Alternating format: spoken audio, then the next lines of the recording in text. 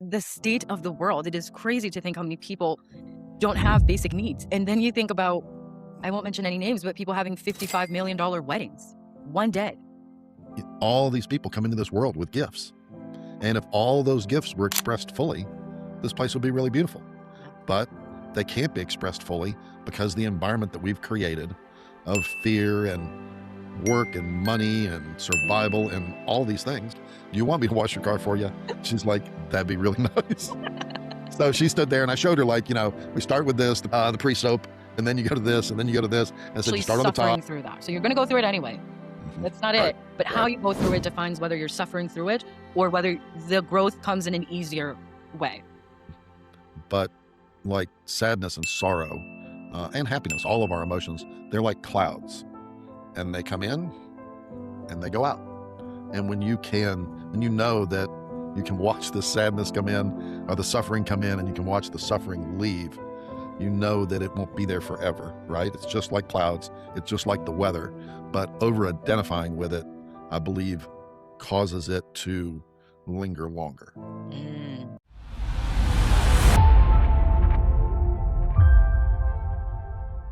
My name is Bill, and Luisa's going to introduce herself in just a second, and we're going to talk about awakening and conscious living, and that's what this podcast is about.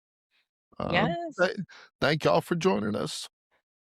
Yes, thank you all for joining us, for all the support we've received so far. I'm super grateful, and I know that you are too, Bill. And like Bill said, I'll introduce myself. I'm Luisa. I am so grateful to be a part of this, especially with Bill. It's something that for me, it seems like it was very much meant to happen. And a point in my life, as Bill and I were just talking, where especially today's conversation feels especially like relevant to what I'm currently going through. And I love having this conversation at this time specifically because spiritual awakenings, like, they happen over and over again at different phases of our lives. And I'm going through it again. I'm going through a major life shift right now. And all of these this topic that we're going to be talking about today, spiritual breakdowns. And the first thing that I'd love us to talk about, Bill, and I'd love to hear your take on it. What is a spiritual breakdown? How do you define that? Oh, I don't know if we were recording then, but just a second ago, I said, I read these questions a couple days ago and I had no answers. And I read them this morning. They're like, oh my gosh, they all make sense. Well, a breakthrough happens after we have a breakdown. Because what a spiritual breakthrough is, it is breaking down the false beliefs, the intentions, the hopes, the everything that we have, right? We have all these expectations, and then when they don't get met, then we're sad and unhappy. Spiritual breakdown is it's a continuous process, but it seems like, at least to me, it happens in condensed spaces. And I'm in one right now. Think you are too. And then you'll come out of it and you'll be different, a more awakened person, and kind of you go back to your regular life, and then it happens again. And they can last a couple days, they can last a week, they can last a month, and the in-between times can last 3 months, 6 months, a year, 2 years, 3 years. There's no time frames because you can only process as fast as you can process. And once you break down your last set of beliefs, then it takes a while to embody those. Okay. And so that's the process that happens. Yeah. And I would add to that, in my experience, is when the breakdown begins, how long I'm in it, I've noticed, depends on how quickly I surrender and accept what's happening. Accept, yes, this is what I'm going through, and are the things that I need to let go of. Once I realize that I'm in it and that that's what's happening, my human brain wants to fight it usually, and I'm like, "No, no, no, this is what I know to be true." My ego's like, "This is what I know. This is what I know." But the quicker I'm able to come to the point where I accept this is what's happening and I can sort of change where I stand from this firmness of, "No, I'm not gonna change this." And not that I consciously say I'm not gonna change this, but my ego is holding on to it. That's what I've known. That's what I've known to be true all this time. And so it's not easy to just be like, okay, yeah, I'm just going to let that go.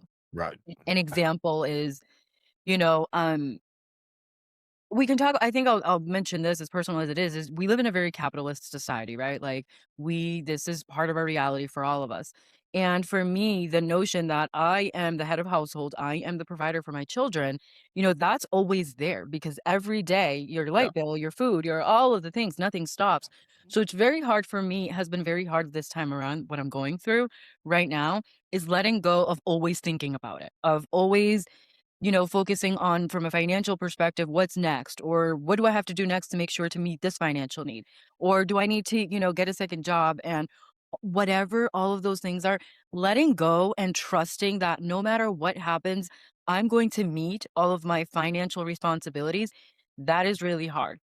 And when I think about it, there is evidence that I will always meet all of my financial responsibilities. I have years and years and years of evidence, right? But mentally, when this has come around to force me to not make it be at the forefront of Hmm. my life, it Hmm. has been difficult for me to accept that I can just enjoy it. Like, yeah, I already made the money. I already took care of all the things that need to be taken care of. Now I can go shop and I can go drop $100 on that bag, or I can go to the makeup store, or I can go, on that trip. It's really hard for me to do that, and I'm in the midst of that. It's very painful. And there's a wound related to that. I want to mention that these breakdowns are always related to some wounds. The financial wound has been one that has existed since childhood for me. It Hmm. was a way of manipulation for my family toward me, and it has at every stage, at every awakening that I've experienced, it has been something that I've had to deal with, obviously at different depths and in different ways. I will also add about breakthroughs is, they are common when you're going through this journey. They are necessary, Oh yeah. and they are painful. Even though what I'm letting go of, in a way, it's a beautiful thing. Nobody wants to think about the financial thing every day, all the time, like the way that I usually do. It is a beautiful thing when you sit down and stop and think about it, but it is very painful because of where that wound, was created and the way that that wound exists. Um, and one way that I would describe it is like an identity crisis, is what it has felt like for me. Have does it come up for you that way? Like that's how it looks on the outside, at least. Yeah, because I mean, if you think about it, these are all the things we identify with over the course of our whole life. I would like to say that sometimes it's a wound, um, and we all have wounds, and but sometimes it's just false belief systems. Yes. So it's both. It comes out of both of those. Like Yes. I believe on this planet, the fact that everybody doesn't have some basic level of housing, food, whatever, whether that's a, minimum amount of money that everybody gets. There's a lot of words they use for all this out there. But like, I think food, water, uh, basic needs ought to be covered for every being on this planet.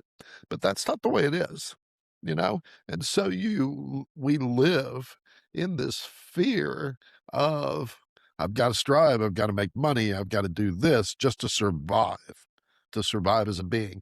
We come to this planet for this experience, among other experiences, but it is a hard experience and it's hard to work through. And even at my age, and I'm retired and I don't have a gob of money, but I've got enough to keep food on the on the plate. But it's still something that I struggle with. Yeah. Yeah. And, I wonder how much the collective energy has to do with that too. And I've never thought about this until this moment, but, as we collectively, so many of us around the world right now experiencing not having those basic needs, I wonder how much that impacts how we feel about it and how it affects us too. Okay, so this book, Human Life, Its Philosophy and Laws. And who's the author? and you can see how thick it is. Herbert M. Shelton. Wonderful. Perfect. So this book was written in like 1912 or something. Okay. I mean, he talks in here about how to keep the body healthy naturally. Okay. It's got 37 chapters. And he talks about the hygiene of health, the mind and health and disease, physical exercise, sunshine and sun baths, rest, relaxation, sleep, fasting, psychological rest, the development of disease, germs, the cause of disease, self-limited disease. So 37 chapters on all of this stuff written in the early 1900s. Okay. And I've been ruminating on this for over a year. But in chapter, if I can read my Roman numerals, chapter 16, the cause of disease.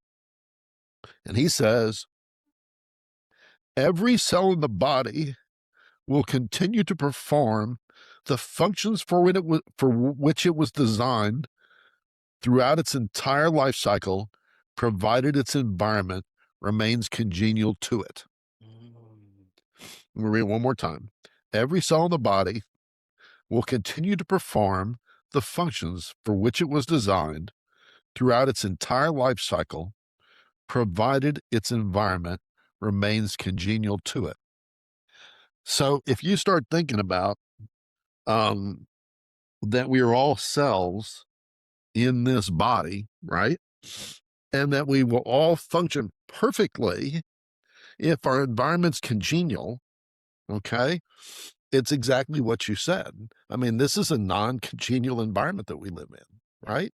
Yeah. And that non-congeniality, the lack of a perfect environment just flows through us all the time and Yeah. affects our decisions and our mind and our body and everything, Yeah, because, when you operate, and that's part of what I'm experiencing right now in this breakdown too, is when you operate and make decisions out of need, out of fear versus decisions out of love, in essence, right? right? Then there's quite a difference in the way that you make decisions. If you had an unlimited amount of money, the decisions that you would make would be quite different than the decisions that you would make when it comes to, for example, a place to live, Right. right?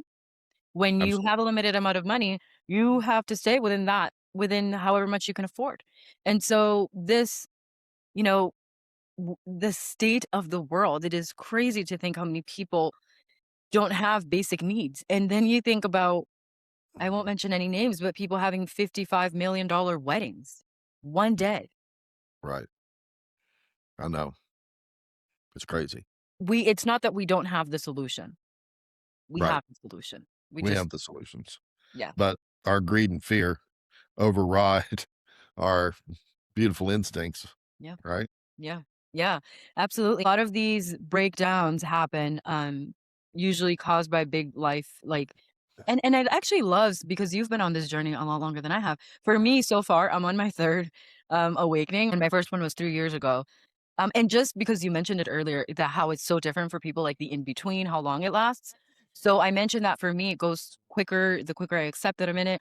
But between my first, and I don't remember my second one fully, but between my first awakening and this current awakening, so it's been 3 years. Okay. So between my last awakening, my second awakening, and this awakening, it's been 15 months. So for 15 months, everything that I learned and sort of broke down in my last breakdown, I went ahead and like implemented in the last 15 months. And then I've been in this one for probably about 2.5 weeks. And a beautiful thing happened this third time around, which I'll share about breakdowns, and I'd love to hear yours, is I realized it was happening a lot quicker. And I surrendered a lot quicker to it happening. And it has been the most peaceful one so far. It hasn't stopped it from happening. It is still very painful. I use crying it's a beautiful release to me. I try to make myself cry at least once a week, even if it's not prompted. And it's crazy. I will watch like murder shows and stuff like that to make sure that I get a good cry in at least once a week. It's a beautiful release. And I've been not having to do that because it's been happening very naturally these last few weeks. What about for you? What does it look like as you have these breakdowns throughout the years? So I don't know. I mean, they're all different because they're different issues that you're processing, but there's a dissatisfaction with the way things are going. Not like external, like I didn't reach my goals type of stuff. Just it's a much more subtle dissatisfaction. Um, and then I find myself pulling back, you know, cutting myself off from people. Yeah. Um, Part of my problem is my overgiving, and that's what's I've really processed a lot this last year. Then just sitting with it, and a lot of times I'll try to get out in nature and, ground and meditate and all that type of stuff. Mostly just to ease the pain. Um, but over a while, it just dissipates. And then when I come out of it, then I can usually look back, whether it's a week or 6 months or a year later, and go, oh, well, that made a lot of sense. And sometimes you're releasing stuff you don't know that you're releasing, right? You don't really understand why. And it's hard for the people around you, you know, because they want you to show up like you've always showed up, Yeah. and when they want, they call something, they want you to do this or whatever. And you're just like, no, I can't do that. And then they're like, well, WTF. Uh, like, Yes. I don't know, look at them and I go, WTF. I don't know. Yes. Yeah. 100% same. I love that you shared that. And here, I'll share these tips that I have mostly been paying attention to this time around because I think the first two were so painful that I was so focused on my pain and I was not focused on like the goodness of it as much as I can be this time. And I actually learned this last time, but can apply it and like process it this time. For me, if I can't get outside, laying flat on the ground and putting some crystals on me, I put them on each chakra. Oh, So do I you have really? crystals. I have these little crystals here, and these crystals my crystals they're part of my life because sometimes I'll just hold it if I need it or whatever it is. The heavier the crystal when I'm laying flat on the ground, the better it feels. I feel this immense connection to Mother Earth, and it really, like, calms me. And weighted blankets. I didn't even believe in those. I was like, "What is the point of this? This is just another capitalist BS to get me to spend money." But I find those to be, really helpful when I'm in the trenches, when I'm in the middle of, Mhm. a good cry, kind of shedding and going deeper, journaling. When I'm journaling, I'll put the weighted blanket on. And I mean, I think this goes without saying. I don't know if you journal, but for me, journaling, even when I'm not going through a breakdown, it is like a survival mechanism at this point. The ability to process information, my emotions, and let it all out with journaling is also really helpful. And I would say also, which you just did beautifully, reading something that makes you realize that not only are you not the only one going through this, but that other people have gone through it and survived it. So Right. you mentioned before, like poems by Rumi, for people who read the Bible, like read the Bible or Bill's book, read Yeah. it. Just Thank you. something that reminds you other people have gone through it and I too will get to the other side of it, even though it doesn't feel that way right now. Mhm. Yeah. When you're in the middle of it, seeing the other side, you really wanna see the other side. Even though it might be right there, it feels distant. You just the it's like being in the fog or something. Yeah. That's exactly it. That's how it feels like being in the fog. It's like I can't see beyond my very next step. Right. Yeah. Exactly. And so one name for this that the first name that I learned through my first awakening was Dark Night of the Soul of this Mhm. breakdown. Mhm. And I identified with that name. I called it that for a long time. What stabilizes, and we just talked a little bit about it, but what stabilizes you, during this period? I talked about me. What works for you? I love the laying flat and putting the crystals on you. I've never done that. I don't have specific chakra crystals, although I do have some crystals in my, apartment just because I love them. Um, Laying on the ground makes a lot of sense to me, though, and I do like to lay on the ground. I lay on the ground a lot more than the normal person. But quiet. Oh, yeah. Yesterday, in the middle of all this, I still need some socialization.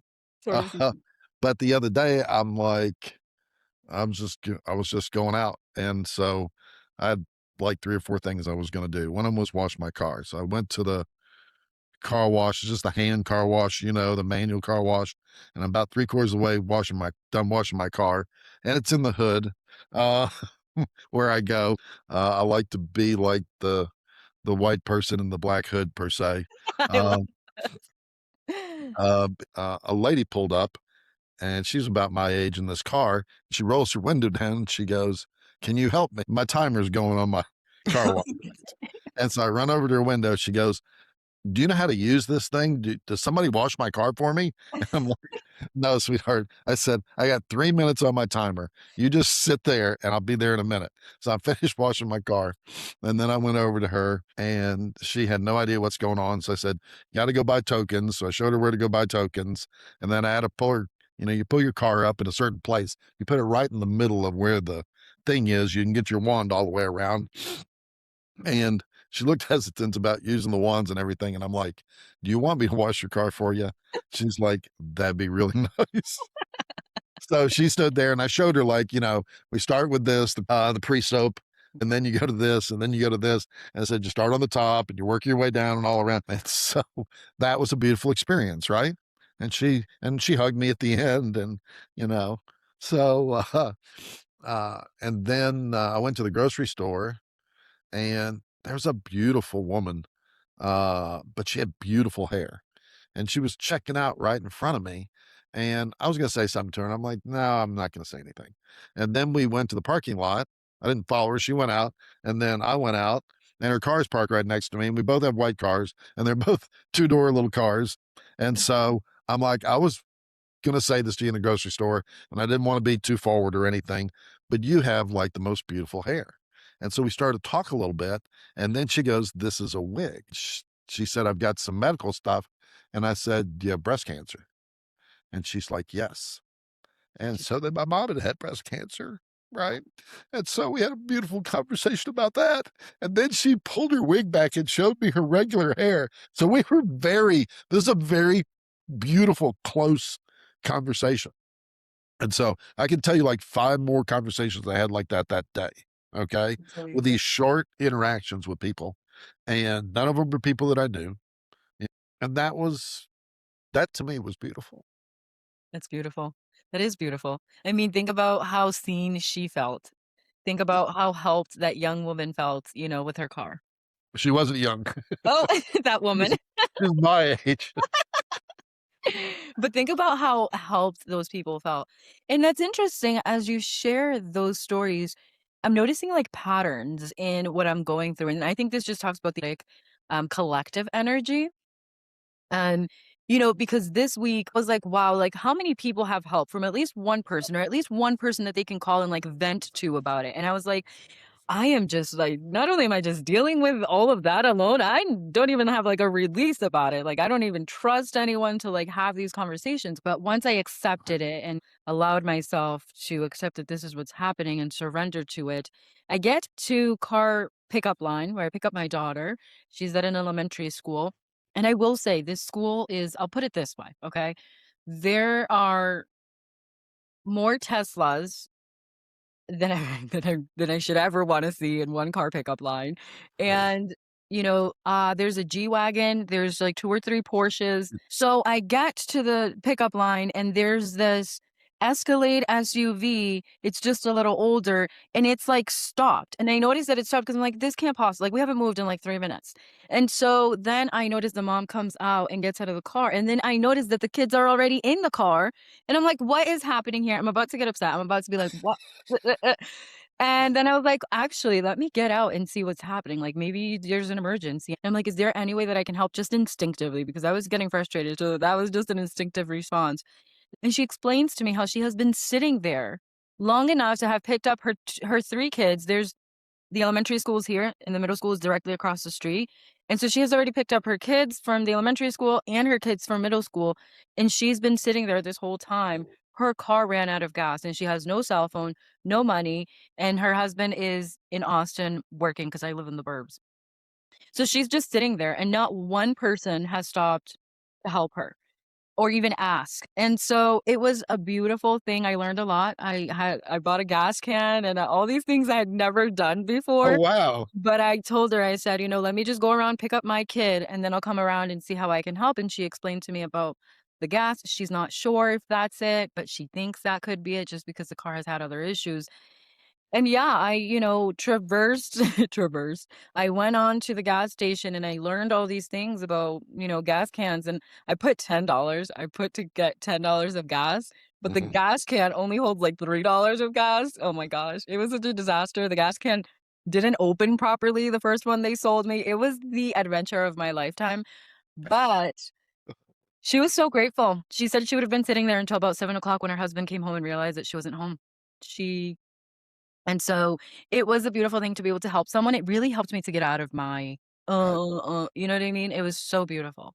In those moments when you're going through these breakdowns, like you said, I just felt this call to get out and be like, you know, what is happening to and I honestly feel like I got so much more out of it than she did. Yeah. Obviously, she got to get home with her kids, but I felt like it was part of my journey. It's kind of like, here you are worrying about all of these things. Not that they're not valid. They are valid. They're They're not valid. less than.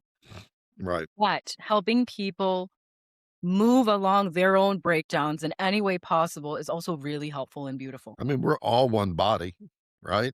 So if any one cell is not functioning properly, it affects all of us. And I think I've talked about this on the show before, but all these people come into this world with gifts.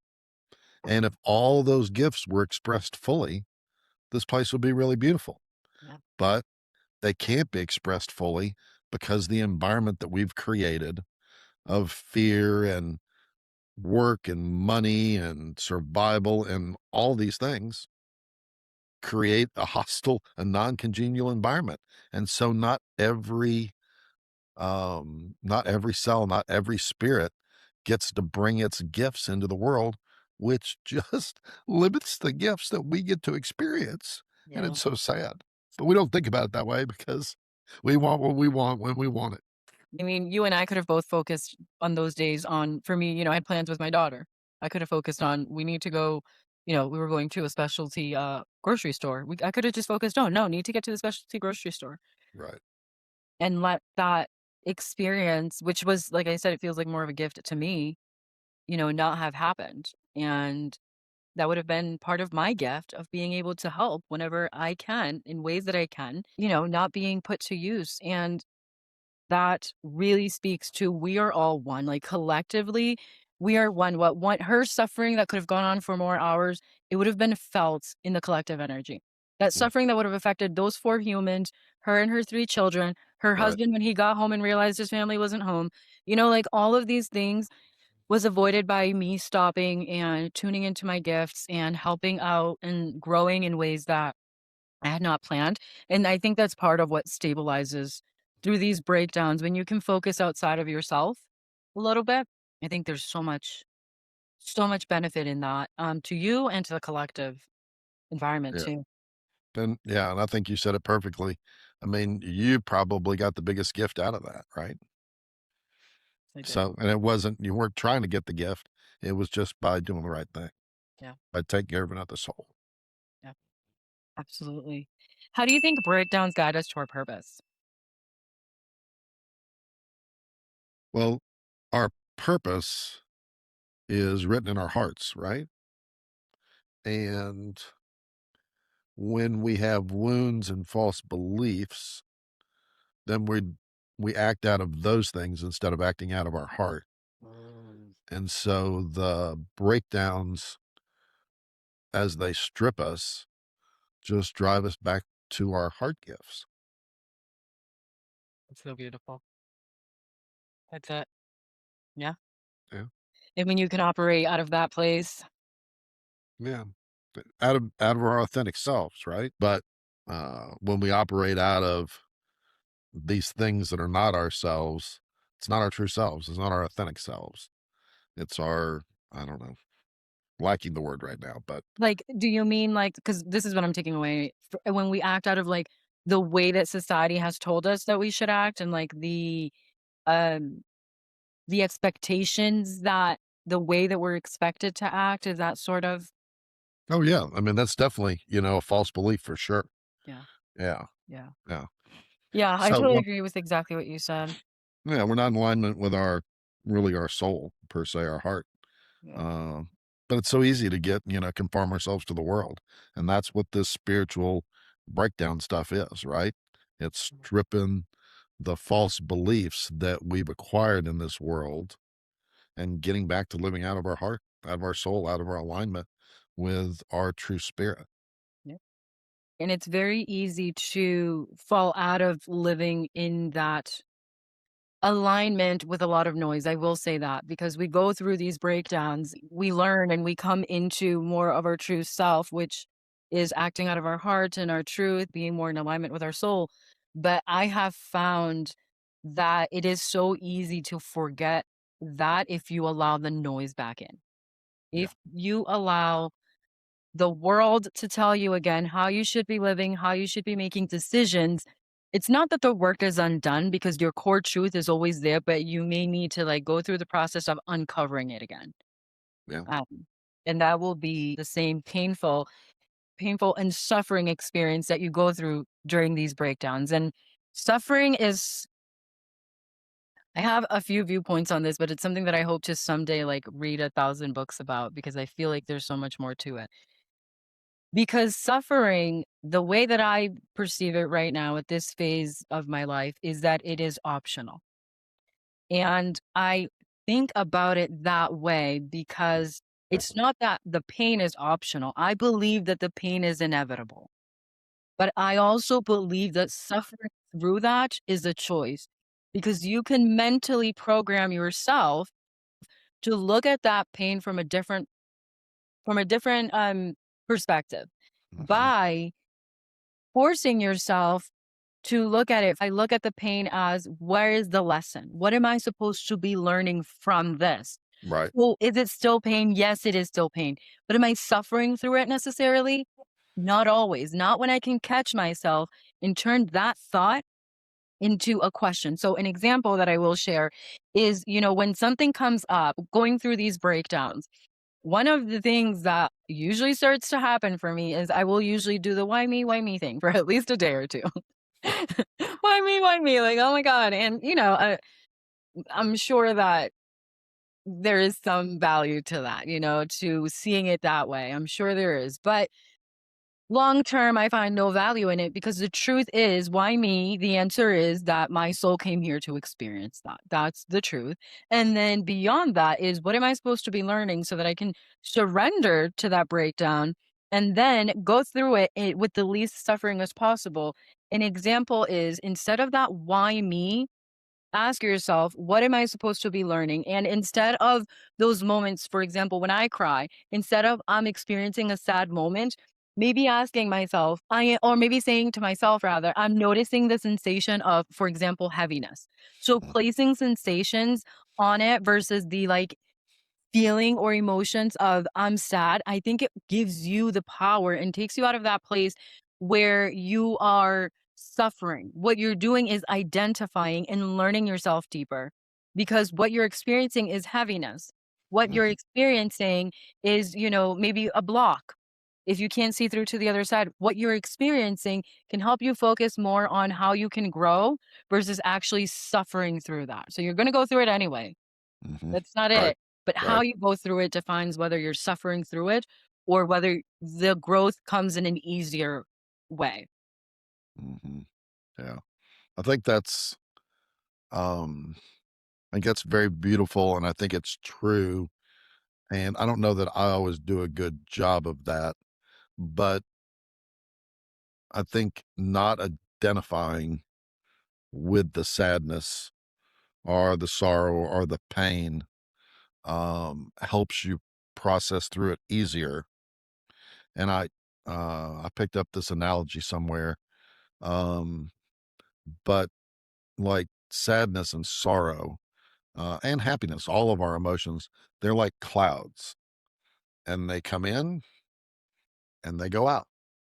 And when you know that you can watch the sadness come in or the suffering come in, and you can watch the suffering leave, you know that it won't be there forever, right? It's just like clouds, it's just like the weather.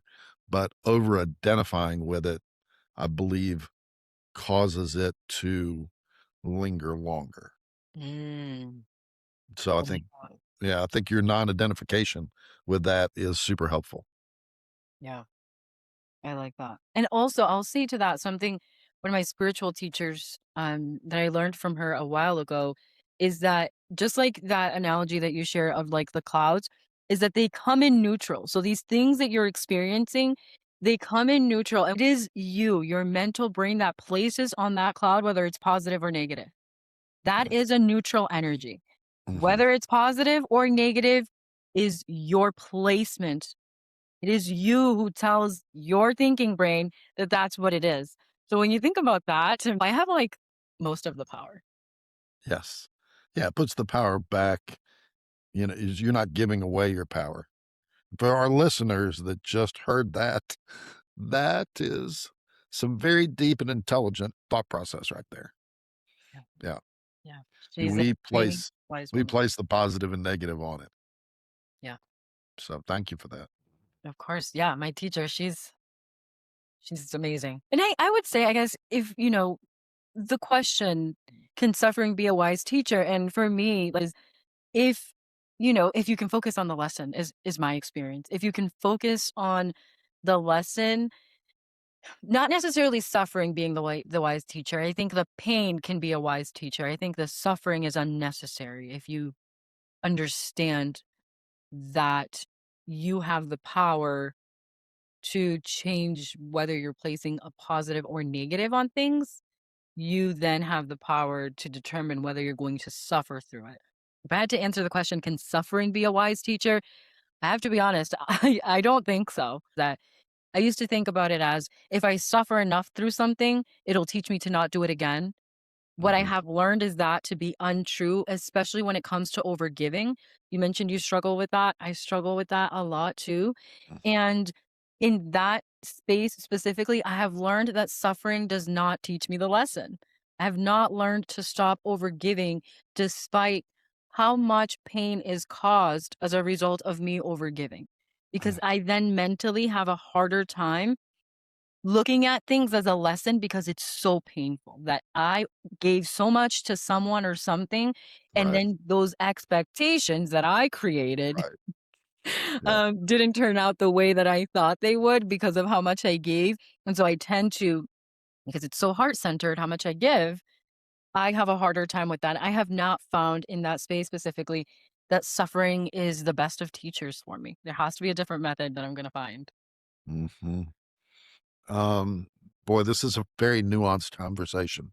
Um, when you talk about being positive or negative about what you're going through, that is the identification with what you're going through, which I guess is what really causes the suffering, right? So the non identification allows you, I'm saying this out loud. I'm not 100% that I agree with it yet, but I think I do. Um, the non identification allows you to go through the dark night of the soul, the purging without the suffering. But that doesn't mean you still don't have pain, because pain is the indicator of the things that we still hold in our bodies and our minds that are false. Yes. Because whenever we have pain in our body, if we have physical pain in our body, there's a problem there, right? You cut yourself, your body's saying, look at the cut because you're bleeding blood, right? And you can't bleed blood forever, or that's not good, right? And so it's the same thing in the spiritual walk. Anytime you have pain, mental pain, and it obviously comes out in your body too, that is your indicator that there's something that you're holding that's false, that needs to be released. Yeah, I think that's beautiful. That's a beautiful way to wrap up this episode. To the listener, to the viewer, thank you so much for tuning in to watch us and to listen. We hope that our practical tips are so helpful. Feel free to reach out. And of course, until next time. Bye, y'all.